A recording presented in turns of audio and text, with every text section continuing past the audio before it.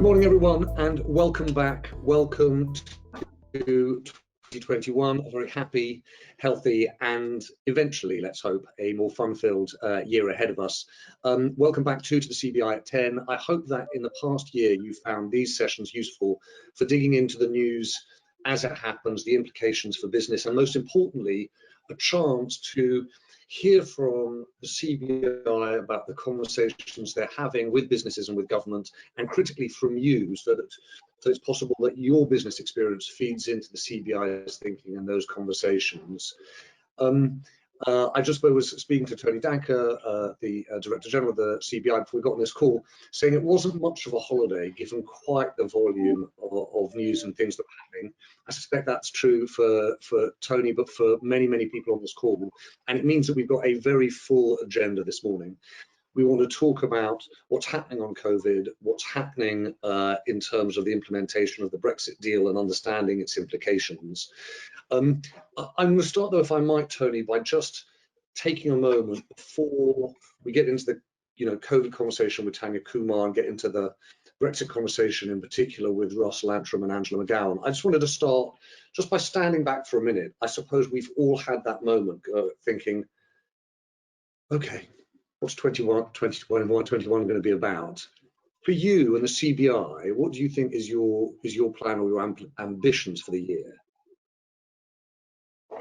Yeah, well, look, first of all, Happy New Year, everyone. And it feels a strange sentiment at a time like this, given where we are with COVID, but Happy New Year to everybody. And I hope you all had a break. I spent most of the break on calls with the government about Brexit. And that was some good news, at least over the Christmas period. Look, I think, I suspect this year is going to be a year of odd bookends, a very, very difficult start to the year. And hopefully in December with COP26 in Glasgow, a high point for the year, possibly, by the way, a high point for Britain this century in its role in the world, by the way. So we'll come on to that a little bit. But look, I think, 2021 and what I hope will be roaring 20s, we had a pretty bad last decade in many respects. We had the unintended consequences of the financial crisis. We had economic and societal discord, which led to the Brexit vote. We had flatlining productivity. We had regional inequality. I am genuinely optimistic about the decade ahead. And I think there's a few reasons for that. The first one is we now are forced to think about our competitiveness outside the European Union, right? I think there's going to be a good industry to be in the next few months, and the CBI will be a market leader in this. We'll be setting out a vision for a post-Brexit UK economy. And I think we are forced to do that. Countries, when they leave trading blocs, historically have done exactly that. And I want the CBI, and we can come on to this if you want, to try and do a piece of work on the economic vision for the next decade and how it's going to be a better decade on many fronts than the one that's passed. And it's going to be a decade for leadership, in particular on net zero. I think the UK has a genuine opportunity to really lead the world on net zero. And I think COP26 being this year gives us the opportunity to really raise the bar on ourselves for how high we really can reach for that global leading position. But I also think we need to think about a far more inclusive Britain. I think we need to think about regional competitiveness, a discussion we've had just before Christmas. We need to genuinely think about regional economic competitiveness for our nations and our regions. And I think we need to think about it even more because of the COVID impact on the economy. I think we need to think about a diverse and inclusive agenda. And that's not just because we're in protest mode from Black Lives Matter. It's because of the economic imperative for your customer proposition and your talent proposition for being a diverse company and winning all the prizes and using all the talents. And I think also inequality comes back, the COVID impacts, the joblessness. So I think there's a lot of work to do in the next decade, but I actually think probably because of these shocks, ironically, we are compelled to set out a vision for the economy in the year ahead and the decade ahead. And I'm pretty confident that we will do that as a country, actually. And I think that if we can, you know that I like to talk about business acting in the national interest and business at the service of the nation. And it's that idea of essentially wartime Britain. It hasn't quite been wartime for us, but for many in our generation, it's the closest we've had. And I think business and government have worked uniquely well last year during the COVID crisis. And I hope that that same unity we can work on the reconstruction. First of all, finishing the job on COVID, finishing the job on Brexit, which we'll come back to, but also that same spirit of collaboration and national purpose, which, for better or for worse, whatever you think about Brexit, it forces us to do as a country now. So overall, I'm pretty optimistic, but I suspect this year is going to be the dark before the dawn. And Tony, can you just tell us a bit, sorry to be boring about it, but about process. When you say you're going to do a piece of work on thinking about the economic model for the UK, if I'm a business and I want to weigh, particularly around this idea, I think regional competitiveness is such a big idea for the UK. If I've got a point of view, how do you get involved in that process? Well, we will definitely engage members and businesses as we go through the process. The first thing we're going to do is spend some time looking at the international competitiveness model and working out where Britain sits in the international competitiveness model. And you know, there's a lot of traditional measures of international competitiveness, but what I'd like us to do is think of a much more contemporary, you know, competitiveness 2.0, which takes into account genuinely the world economy and how it's changed. It's got net zero right at the top of it, something that's nowhere on international competitiveness rankings so far. It thinks about Britain's regional competitiveness, which we've never really done. And we've always trailed the world really on more federal countries when it comes to thinking about regional international competitiveness. And it thinks about diversity as an economic opportunity. So the first thing we're going to do is a little bit of internal work, updating the sort of competitiveness model, thinking about Britain and how it performs according to that competitiveness model. And once we've got a fact base, we're going to want to engage regions and nations and members around, so how far can Britain succeed? And by the way, where are the areas where Britain can be genuinely world leading versus the areas where Britain needs to just sort of keep up? I sometimes say, where must Britain be competitive and where can Britain be distinctive? And I think that's the kind of work we're going to want to put a bit of a fact base around and then engage members in that discussion. By the way, this is work that will go on for a while, right? You don't just do an economic vision for the country in 6 weeks, hand it over and off you go. This will be the beginning of a conversation, and we're going to start that conversation in the next few months. Okay, let's talk then, if we might, Tony, a bit about the dark before we get to the dawn, because, you know, the situation in terms of COVID, I think, is really hitting people in the gut in terms of morale, business planning, you know, support for people with their own companies, but financial support for businesses themselves. Where do you think we are, and what's your outlook over the next 6 to 12 weeks?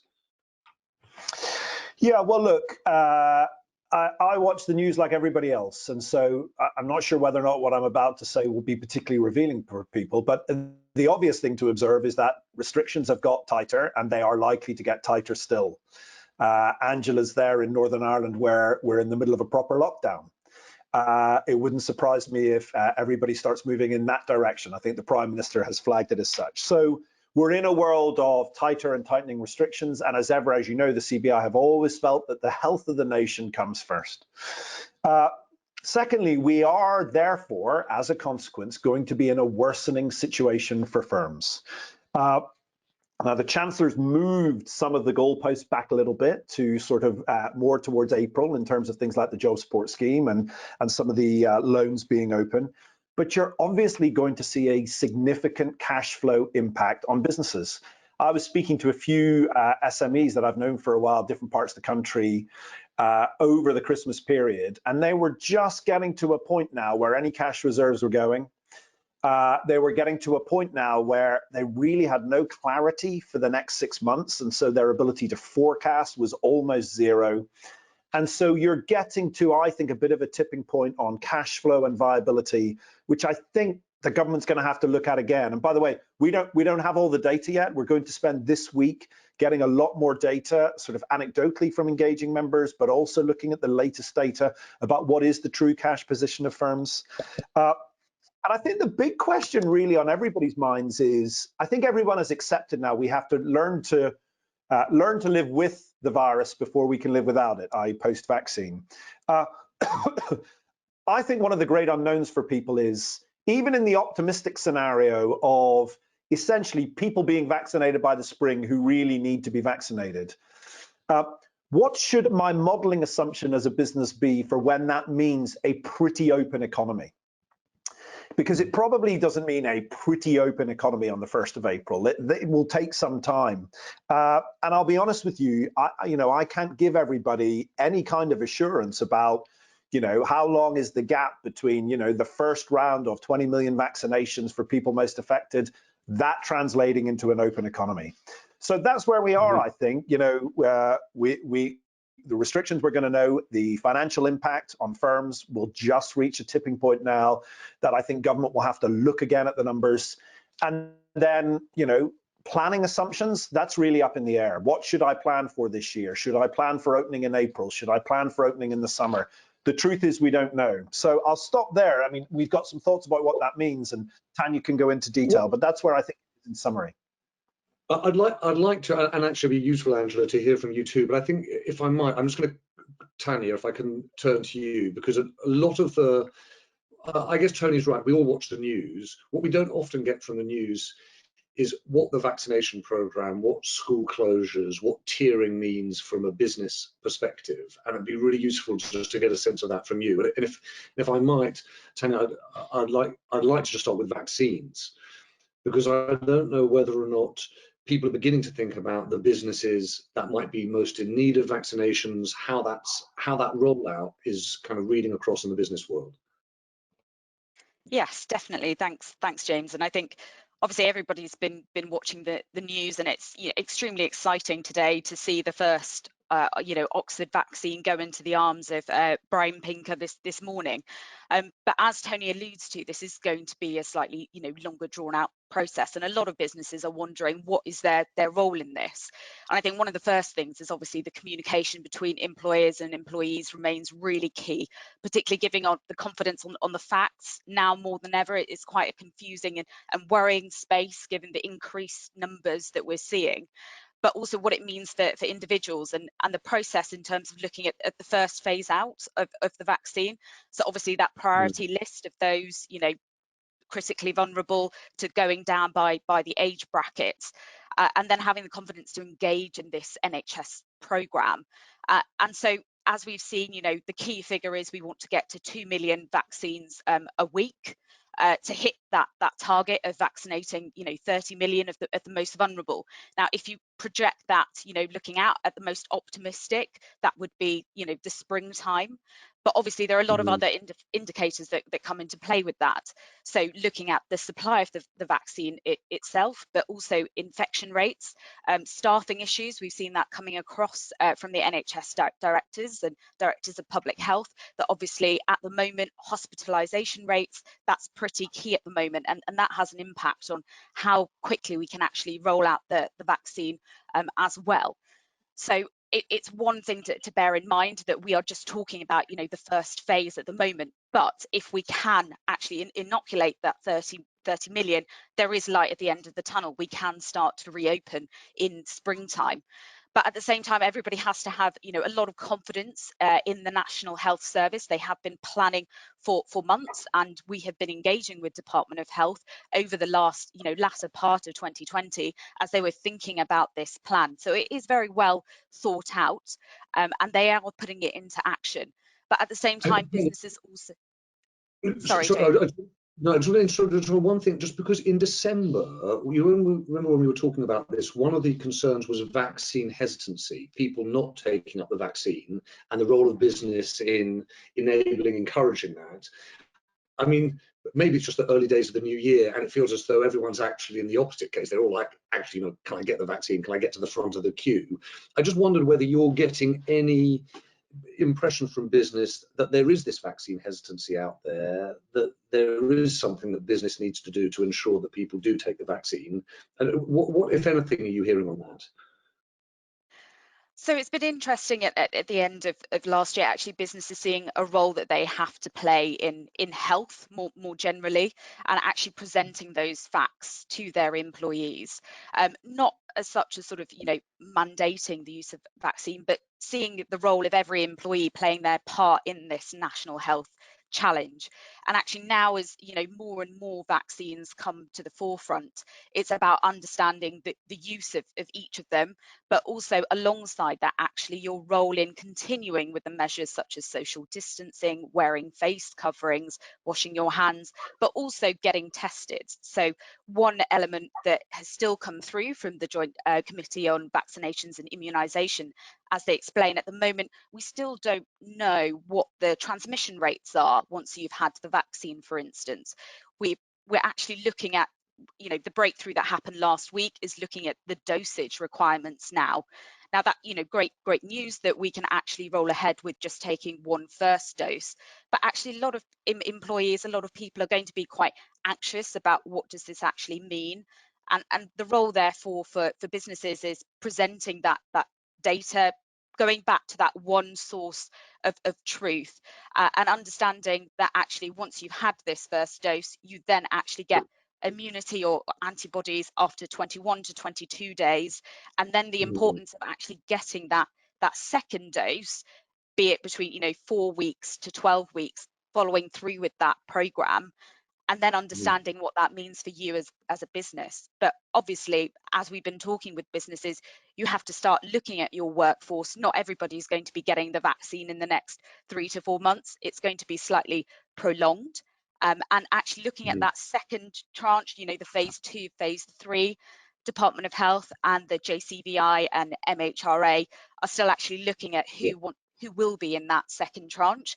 And as been discussed recently, it is looking at who are the other sets of key workers that might need to be inoculated first, because they are key enablers for the rest of the economy. So there are still a lot of questions to be answered, but in the meantime, the importance of all of these other measures, testing for instance, social distancing, learning how to self-isolate really properly, actually all remains key and valid for the remainder of 2021 as well. And Tony, it's really interesting, and your point about getting the vaccine and still having the risk of transmission, I think obviously has a big impact on the ways in which we're going to work, the way offices are going to be organised. I really get that. I had a question, which is, back in March and April, and probably into May too, when we were talking about this, the truth is we used to sort of joke that we could take a trip around the houses. We knew pretty much what business was concerned about. It was which businesses can open and when. It was what's the financial support for employees, what's the financial support for companies. There were these issues around enablers, schools and public transport. I just wondered whether now, with this slightly more complicated mix of communication around tiering, these schools questions, beginning of vaccination rollout, you could just give a sense of where you see, businesses' chief anxieties being now, what they think should be at the top of the government's to-do list. And I'm going to come to you, Tony, too, on just how that kind of listening exercise is going to play into that. Tanya first. Yes. Yeah. Definitely. I think one thing that we forget is that we have learnt so many lessons from responding to the pandemic in 2020. So businesses have actually adapted brilliantly to managing their workforces, to adhering and understanding the tiering system as well. But what they do need is certainty, and the point that we always come back to, because obviously we bought into a tiering system. It takes a lot of time to mobilize that, and actually thinking about how long these next set of restrictions are going to last for, that's actually going to concern a lot of businesses, particularly those that have had to close as a result of the restrictions. One thing that we have learned now is enabling more and more workplaces to stay open. That has been one of the biggest lessons that we have learned from 2020, and the importance of that for people, but for the economy as well. But there is also going to be anxiety around this new variant, around the transmission rates. Speaking to businesses just before the Christmas break, there was a concern about what does this mean, even if we are doing our utmost best, what do we do if you can't control, how the variant moves in a workplace? So businesses will be quite concerned about monitoring their workforce, how to also give people the confidence to come back to work as well. And Tony, sorry, forgive me, just before I go back to you, there's just a number of points and questions, Tanya, in particular about vaccines. I just wanted to raise with you that people are asking. One is people asking whether or not the expectation is once a person has had their first vaccine, we should be saying to them, well, it's now pretty safe for you to come back to work, particularly if you're a person who's shielding. The question is also whether or not the CBI is in conversation with government on vaccine hesitancy about mandating certain individuals to have the vaccine if they are going to come back to work. And there is a question which I imagine a number of people in business are asking, which is, if you're in a critical business, do you get ahead in the queue for your people in terms of vaccinations ahead of the general population? And I wondered, Tanya, if I could just ask you that before I come to you, Tony. Yes, definitely. So we are in conversations with Department of Health on that sort of latter question. They are starting to look now in terms of phase 2 alongside the Joint Committee on vaccinations. They're looking at sort of those priority sectors, critical sectors, where also people can't avoid being in close contact with each other, and the potential that would therefore have to unlock those activities from occurring. So that is being sort of scientifically and evidence led, and we are forming part of those conversations. And then on the first bit around sort of vaccine hesitancy and mandating, once again, the role of business there, but also for individuals themselves in terms of protection. The government is taking this, not very lightly. They want people to be encouraged, and we see a role in terms of business communications with staff, health and welfare. We also have to remember that we've got this window before the next winter strikes, and we are looking at how is this virus going to continue to mutate. We've not only got mutation here, others are occurring elsewhere. So it is going to be a rallying effort now, not only within sort of the UK, but globally, and critically important to opening up some wider sectors internationally. So on both of those points, ongoing discussions, and it's one of our top priorities this week with government. Tony, thank you, Tony. Let me come in. Just some reflections, therefore, just to sort of round off the COVID discussion. So look, the first message I think for business leaders is, the job's not done, right? We've got to get our businesses and get our people through this bit, and then we need to think about opening up, both in terms of vaccination and in terms of opening up the economy COVID safe, because we'll still be wanting to adhere to COVID safe guidelines. And I think we definitely believe that businesses should be promoting vaccination and health, but not mandating. So, unless anything changes, that was our view before, and I think it's our view still. In terms of the government, I think, obviously the big question is to once again look at support and to think about how support changes, if at all. The government have pushed they've pushed out the JRS and the support window to sort of April. I think they're probably hoping that they can say a bit more about whether that needs to be extended at the budget, which is in the first week of March. I suspect, and I would encourage the Treasury to be a bit more agile about that, because if you just work backwards from the end of April, if you're thinking about redundancy decisions or closure decisions or restructuring your business, you're going to start thinking about that pretty soon, probably in the month of February. So I hope that the government will show some agility in the coming weeks about helping people with their planning scenarios and their planning decisions coming forward. We're going to have to keep an eye on cash flow. So I think the government support has been generous, but do we know enough about the cash flow realities of businesses right now? And also, I think there's some other sectors come into play. We've talked a lot about retail and hospitality, but transportation sectors, aviation, the live event sectors, different businesses are going to move into different viability windows. Retail and hospitality we know about, but I think some other sectors are coming into play as well. And of course, the schools issue, let's remember, is also an economic issue. It's definitely an issue when it comes to the life chances of our children. But as you said, James, we realized almost a year ago that the biggest enablers of our economy were not necessarily sector A or sector B. They were the ability for children either to be in school or for businesses and government to be supportive of parents. And that's true now. Just final thought from us about what we're going to do about this, particularly to all the members listening. We really want to talk to members this week about the implications of the current tiering restrictions on their businesses, in particular 3 things. 1, how are they thinking about planning for the year ahead? So have they changed their planning scenarios, or where are their planning scenarios in terms of restructuring or investment or growth? That's really important that we can understand that so we can advise government accordingly. Secondly, their financial situation, not only their loan situation or their balances, but also their access to finance and the way they're thinking about money. And thirdly, any unintended consequences. So what are the things that are happening that are different that we might not know about? So if you are a business, if you're a member, you can go into the member zone. We'll open up some rooms for members to discuss that with us this week. If not, if you're not a member, please reach out to us anyway. That's the kind of information we're going to gather this week so that we can talk to government next week about how we think the COVID support process and planning process needs to be managed for business. Okay, Tony, that's really helpful. I just want to flag up one comment which has come around concern that Scotland's about to, that Nicola Sturgeon may be considering closing manufacturing and construction, which there's, you will have seen the speculation around this too. I don't expect you to have an answer to that right now, but I just wanted to refer that concern from a member in Scotland. But let's turn to Brexit, because we're going to be in danger of not time for subjects as colossal as that. Tony, the last conversations we were having was there's a need for a deal. Now, of course, there is a deal. There's a chance to actually sit and listen to you and particularly to Russell Antrim on the details of the deal and Angela in how it's playing out in Northern Ireland. But do you want to just give us the top line as you see it, Tony? Yeah, well, first of all, one top line is that Russell and Angela haven't had a break in about 4 years. They've been focusing on Brexit for 4 years. So at some point, the good news of a deal is that they're getting a holiday at some point. Look, I think it's good news.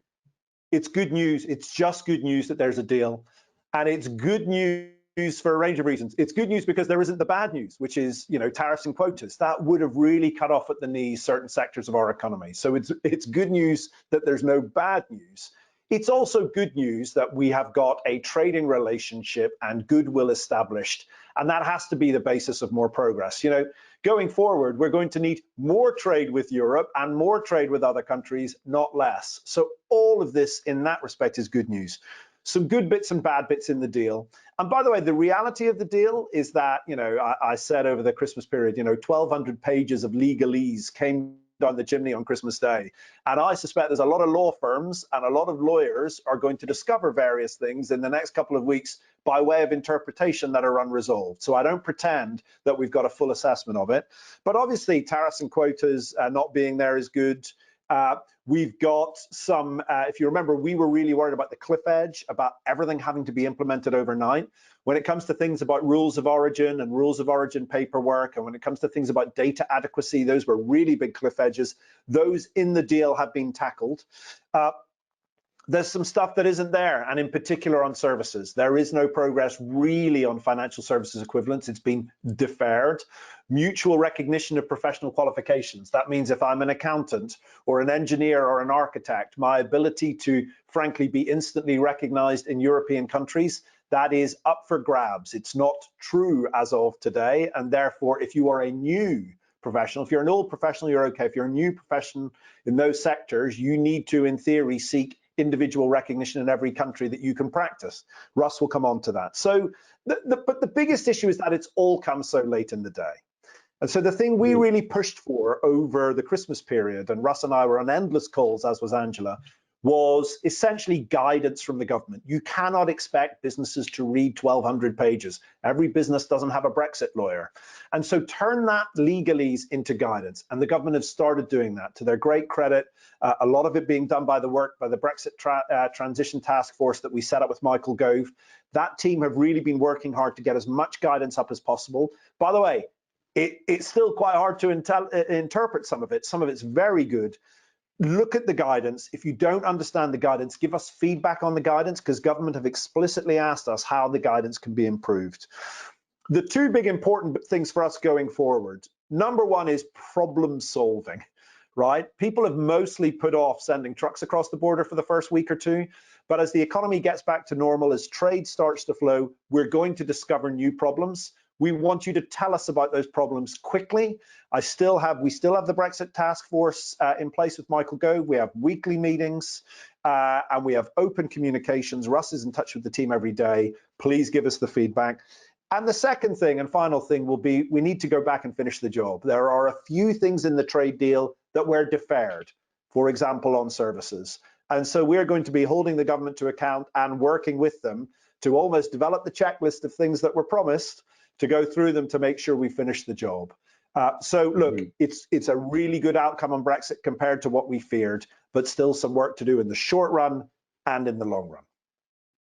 Tony, thank you.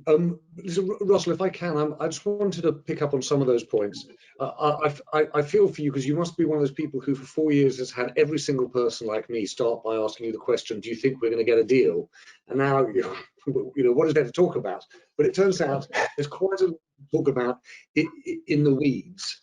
And I wonder whether we could just get into some of those. So just rules of origin, for example, as a starting point. There is, I think, real confusion about if you've got a product that's manufactured in China, comes into the EU, how rules of origin are treated and what happens when those rules of origin are disputed. So can you tell us a little bit about that? Yes, absolutely. So on rules of origin, so as Tony said, tariff and quota-free trade is excellent, but obviously those will be it's important to know that kind of trade, that tariff and quota-free trade, will be accompanied by new customs procedures and formalities, including new rules of origin requirements. From the outset, as Tony said, there is a little bit of flexibility in there, so they won't come into there will be some flexibility. So you won't need supplier declarations from business suppliers in the place where the goods are exported. So there is going to be a little bit of flexibility for firms in the first 12 months of that. So it means they won't need to be necessarily showing compliance from day one. Right. And Russell, what do you think if I'd sort of bumped into you in the park in the middle of June and then showed you the 12,000, I feel like it, 1,200 pages of the deal, what would you have flagged up to me in terms of saying, okay, this is where we've succeeded, this is where we still have work to do? What's your reading of the deal overall? Yeah, so, I mean, as Tony said, I think the one big overriding benefit is securing the agreement, is avoiding a no deal. So I really don't think we can underestimate not just the kind of economic, but also the political fallout that would have resulted in. As I said, tariff and quota-free trades, that's a big plus, but it will be accompanied by new customs procedures and rules of origin. I think the deal has removed some kind of technical barriers to trade. So there are kind of specific annexes on medicines, cars, chemicals, and organic produce that I think will be welcomed by those sectors. I mean, there is services. Yes, it is a bit thin, but I think there is some good news for some specific sectors in there. So road hauliers won't need ECMT permits, so they won't be limited on the number of journeys they can make and between the UK and the EU. Air operators and legal services as well, I think, will be relatively happy. I mean, also, I think a lot of sectors will be breathing a sigh of relief when it comes to EU programs. So Horizon Europe, Euratom, really important from a range of sectors, from higher education right through to advanced manufacturing. And then finally, I think one thing that we were all kind of waiting for and was on hold was a deal with Turkey, so a continuity deal with Turkey. That was reliant on there being an agreement with the EU. That was obviously delivered, and that Turkey agreement has moved over the finishing line. I think that's going to be massively beneficial to supply chains, particularly those that rely on the kind of EU-Turkey customs union. Okay, that's really interesting, Russell. I'm going to come back to you, if I might, particularly on this issue about services and financial services, where there's some debate. Angela, if I might, sorry, thank you for waiting so patiently, Angela. But I really did want to get a sense. I'm embarrassed to say I still don't fully understand what the implications are for Northern Ireland trading businesses. So I know you're speaking to some members who are on this call from Northern Ireland, but a lot of the rest of us are based in other parts of the UK. So will you just talk through the implications you see them for where you sit? Okay, so we are a little bit different in Northern Ireland. We always like to be a little bit different in a good way, but what we have, I suppose, is the Northern Ireland Protocol, which was agreed under the withdrawal agreement. has meant that Northern Ireland has a lot more flexibility now with regards to the movement of goods in and out of Europe relative to the other parts of the UK. So in Northern Ireland, will be a dual regulatory zone. We will have access. It's because really we will be following the EU's rules of the single market, and we'll be applying the EU's customs code. So we'll have much easier access when it comes to goods, not for services because that's not the deal, but we will have for goods into Europe, which is a good thing. And we also at the same time have fully unfettered access to the GB market, which is very, very important. Now there's still, I think, a few things to be ironed out in terms of how we bring goods from GB into Northern Ireland. There's some complexities there. There still will have to be paperwork done, and we'll still have to do customs declarations around things like the rules of origin.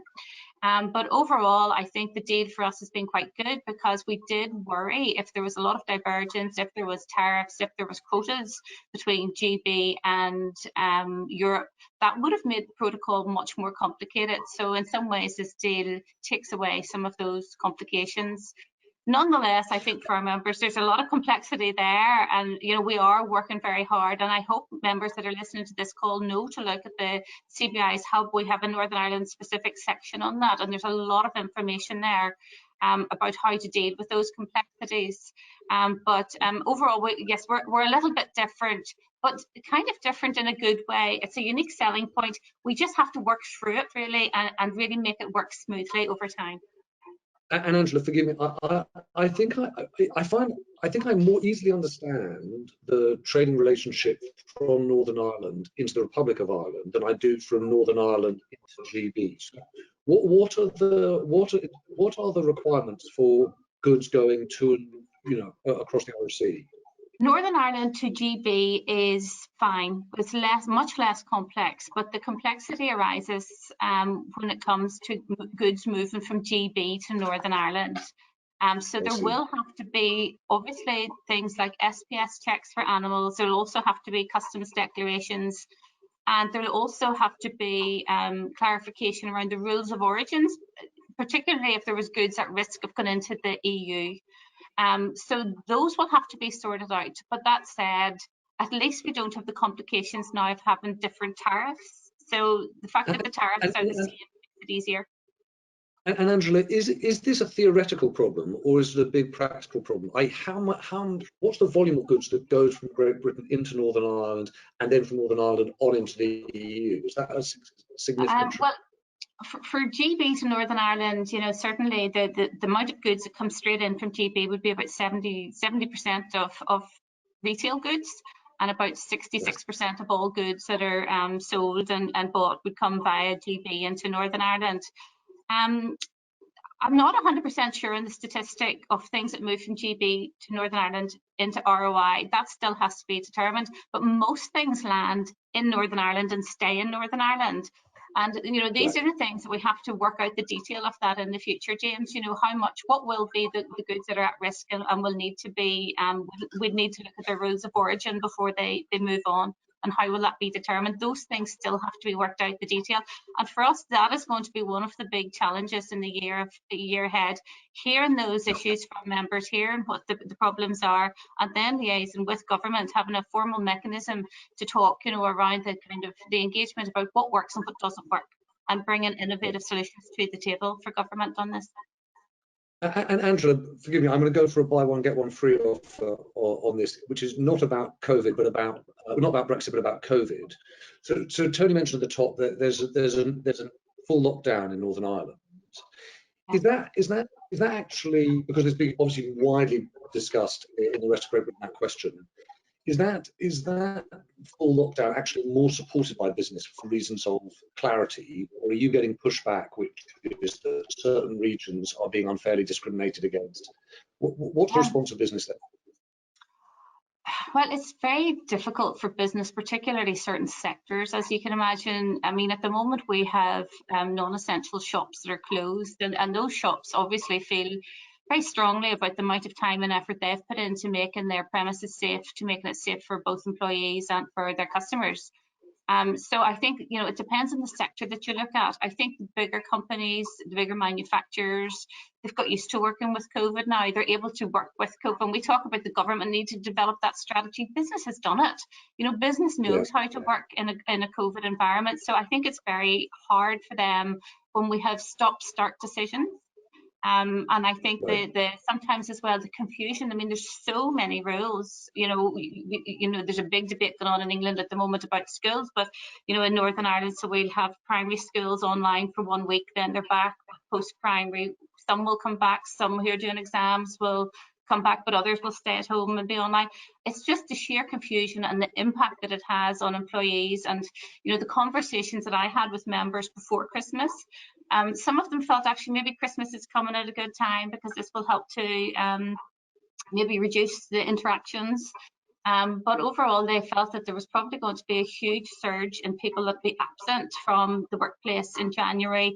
Some companies planning for 15% absence. But I still don't think even then that they had anticipated the huge numbers that we've seen over the Christmas period. And that is with schools closed. You know, they've been closed around the 16th or earlier of December. And yet we're just seeing these numbers heading north all the time. That's so interesting, Angela, so interesting, because obviously there's this question about support for people, shielding support for parents of kids who are now finding themselves unable to go back to school, and this absences question from work, I suppose, is something we really will see in January. Angela, thank you. Russell and Tanya, I'm going to ask you just two quick follow-up questions because they've arisen in the course of the conversation, and then we'll go back to Tony. Russell, one for you. We talked about, or Tony mentioned, the sort of the unfinished business on financial services. And he said, rather worryingly, that you will get a holiday at some point. Can you say sort of what is the timetable for financial services? I.e., what happens in the next few months in the unfinished business column? Yeah, so on financial services, so both sides have committed to setting out a framework for regulatory cooperation in financial services, and they've aimed to do that by March 2021. And then they'll start to discuss equivalence decisions, which the EU has yet to make. On FS, it's important to note the EU had made temporary equivalence decisions in respect of clearing for 18 months and some other stuff like central security depositories. But there are still stuff out there, still other issues outstanding. So that's what, you know, that's the kind of timeline for financial services. All right. So we'll really get it. So by March we should really have a decent sense of what's in play on the financial side. We'll have a memorandum of understanding on how the process is going to work. So I think it's one of those things that Tony I think said at the beginning. You know, like this, like data. Stuff around mutual recognition of professional qualification. There's stuff in the deal that kind of creates a pathway or a process to actually build on the ambition. So I think that's one of the key objectives to the CBI over the next couple of months, is to, you know, kind of say to the government and the EU, get cracking, as I suppose. Well, you did a very neat job of tempering my excitement there, so thank you. Thank you for that. Tanya, one question for you. Look, one of the things that's come up here is lots of people talking about the schools issue, right? Saying what an enormous impact that has for work. Yeah. There's also confusion, Tanya, around mass testing, and particularly the use of these lateral flow tests rather than the PCR tests, given what we saw in Liverpool at the end of last year about accuracy levels. Do you have a view on the tests that are being used and the efficacy of mass testing, particularly with the lateral flow tests? Well, let me just, I mean, I'll come back to that. Maybe Tanya can just come in a little bit on. Oh, so I was just going to come to Tanya, and I was going to come back to you, Tony, in 1 second, if I might. Yeah, Tanya. Yeah, it's a really interesting question, James. And I think one thing that we've seen at the CBI is, you know, the role that mass testing will play is critical, and using lateral flow devices is an important tool in the holistic testing strategy. What's interesting to see is that we're due to get that report on the Liverpool trials and what it's shown us. But just before Christmas, the MHRA actually brought out a study saying that LFDs can be used in certain settings and has to be done with the right sort of supervision. And it's really important because it does enable us actually to say at that point in time, whether someone is, infectious or not. And this is something that we need to think about more broadly around testing, is that a test is only used at that point in time. And this is where regular and repeated testing has to be used. And we see that as an opportunity now alongside vaccine, as mentioned before, that, not everybody's going to be vaccinated, throughout, the next few months. And that's why we have to be seeing vaccine and mass testing together as one sort of critical tool in our armory. So this has to, and we have to remember, it's evolving all the time. These trials, we're learning more and more, and the technology is improving month on month. So it should form, an important part of the testing strategy going forwards. Thank you, Tanya. Tony, I know that we've got a session actually on Wednesday, which is, with the Cabinet Office, 45 minutes, into the weeds on Brexit. But can you just round things up for us, just with a sense of this first working week of the year, what's on the to-do list? So look, three things really. One is COVID, one is Brexit, and the other is the economy in 2021. So on COVID, I think we've said, a lot of member engagement around the implications of where we are and the unforeseen or the new developments so that we can advise government properly. We will send proper advice to government next week on what we think needs to happen next, because I think we want to root that on member feedback, members coming back to work this week and thinking about immediate challenges like we discussed, whether or not it's hard to do mass testing, school impact. So that's on COVID. The second thing on Brexit is it's back to the feedback loops. So definitely, as Angela said, go to our transition hub. We're constantly updating the advice and we're directing people to fresh government advice the minute it lands. We want your feedback because I'll have another meeting with Michael Gove and ministers this week. We have agreed with them. It's in a really good place. Hopefully you'll hear from the Cabinet Office themselves on Wednesday. Constant feedback loops on Brexit. So if you hear anything, if something happens, please let us know. And then just on the economy in general, we'll kickstart 3 bits of work this week. The first is on business investment. The recovery will be rooted in business investment. And so we want to develop our proposals and ideas for the Treasury on business investment. Secondly, I mentioned we're going to start this work on the competitiveness of the British economy. And that's a very rich and regional piece of work. And then finally, we're kickstarting a new piece of work around global Britain in the world. 2 big milestones this year. We've got the G7, which Boris Johnson will host just in May, June. And then we've got COP26 at the end of the year. And so actually, the stars are incredibly well aligned for Britain to develop a new economic vision and a new statement of the role it wants to play and the leadership role it wants to play in the world. So again, that's what is going to be so utterly puzzling and a mixed emotion for 2021, a real dark before the dawn, but hopefully with resilience, with unity, with determination, if we can get through these few months, I do genuinely believe this will be a bright year. We'll look back in December proudly at what we achieved. Tony, thank you very much indeed. We are back on Wednesday at 10 o'clock in the morning. Do join us then. I want to say a big thank you to in Northern Ireland. Russell, thank you for the insights on what's happening on the EU, and Tanya, a huge thank you for helping us through all the details of what's happening in response to COVID-19. Tony, as ever, thank you very much indeed. See you on Wednesday. Have a good week, everyone.